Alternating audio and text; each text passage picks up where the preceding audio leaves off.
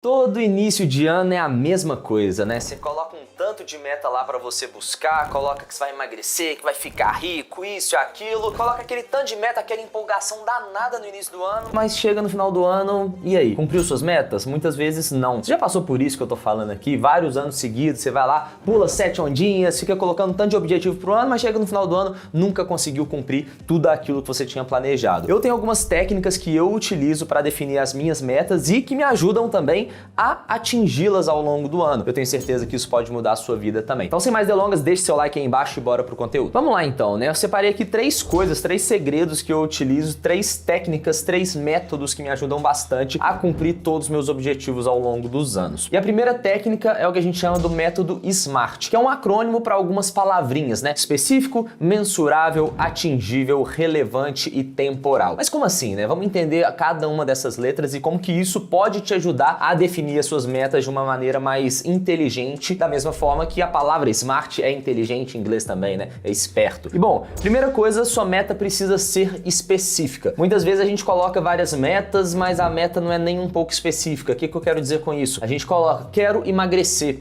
eu quero ficar rico. Só que isso é uma meta muito ampla. Quanto que você quer emagrecer? Qual que é o prazo? A meta precisa ser específica. Então, ao invés de ser quero ficar rico, você pode colocar uma meta, quero juntar os primeiros 50 mil reais. Então, a meta é mais específica. Você coloca ali algumas características que fazem ela se tornar um pouco mais palpáveis da gente identificar. Quando você coloca uma meta muito aberta, que você não sabe exatamente qual que é o seu objetivo para você perseguir, você não tem muitas vezes a motivação para perseguir aquele objetivo, porque às vezes você nem sabe o que você está perseguindo. Então, o primeiro ponto é que sua meta precisa ser específica. Segundo ponto é que ela precisa ser mensurável. De nada adianta você colocar uma meta que você não sabe quando que você atingiu e quando você não atingiu ela ainda. Então, você precisa colocar um objetivo. Nesse caso dos 50 mil reais, essa é uma meta mensurável. Você tem a meta de atingir os primeiros 50 mil reais investidos, então você vai acompanhando ao longo do ano e sabe exatamente no momento que vai ter 50 mil reais na sua conta. Se você coloca uma meta, quero ficar rico, ela não é mensurável. Quando que você ficou rico? Quando você juntou 100 mil reais, juntou 1 milhão, 10 milhões, 100 milhões? Essa meta não é mensurável. Então você precisa ter uma forma de mensurar se você já atingiu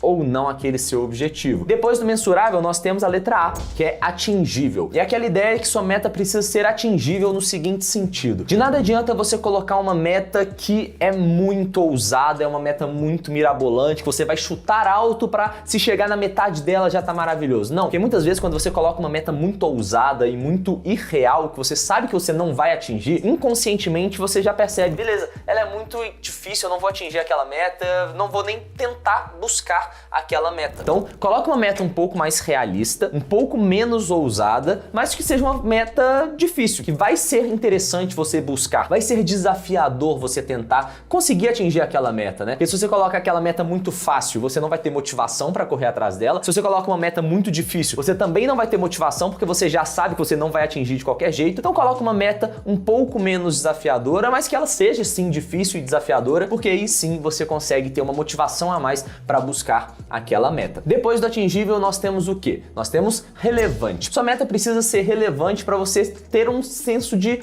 prioridade naquela meta, né? Pensa no exemplo de uma empresa. Você não pode colocar uma meta que não seja tão relevante assim nos resultados da empresa no final do período. Você tem que colocar uma meta que vai fazer sentido quando você está olhando os principais indicadores de um negócio, como por exemplo, sua receita, seu lucro. Então, esses são os indicadores mais relevantes de um negócio. Então, a sua meta tem que estar atrelada a esses indicadores que são mais relevantes. Quando você está falando sobre a sua vida pessoal, você tem algumas prioridades naquele ano. Então, sua prioridade pode ser profissional, pode ser financeira, pode ser relacionada à saúde. Então, se você tem essas prioridades e você coloca uma meta relacionada àquela situação ali, àquela prioridade, essa meta se torna muito mais relevante para você. Então, se você é uma pessoa que está focando muito na saúde, você está acima do peso e você quer emagrecer, quer se tornar uma pessoa mais saudável, se você coloca uma meta, por exemplo, de treinar tantas vezes na academia ao longo do ano inteiro, se você coloca uma meta relacionada à sua alimentação também, então essa meta é muito mais relevante de acordo com aquilo que você definiu como prioridade. E por fim, a letra T é de temporal, ou seja, sua meta precisa ter um prazo definido, porque A gente sabe que a gente é procrastinador, né? Você sempre vai deixar as coisas pra fazer na última hora. Tem aquele trabalho de escola que você deixa pra fazer no último dia ou na última semana, aquele seu trabalho que você vai postergando, vai empurrando com a barriga, até chegar no final do prazo que você pode entregar e você vai e cumpre aquela meta. Você poderia muito bem fazer isso antes, só que muitas vezes a gente não faz. Então, se a gente não coloca uma meta com um prazo definido, a gente vai deixando.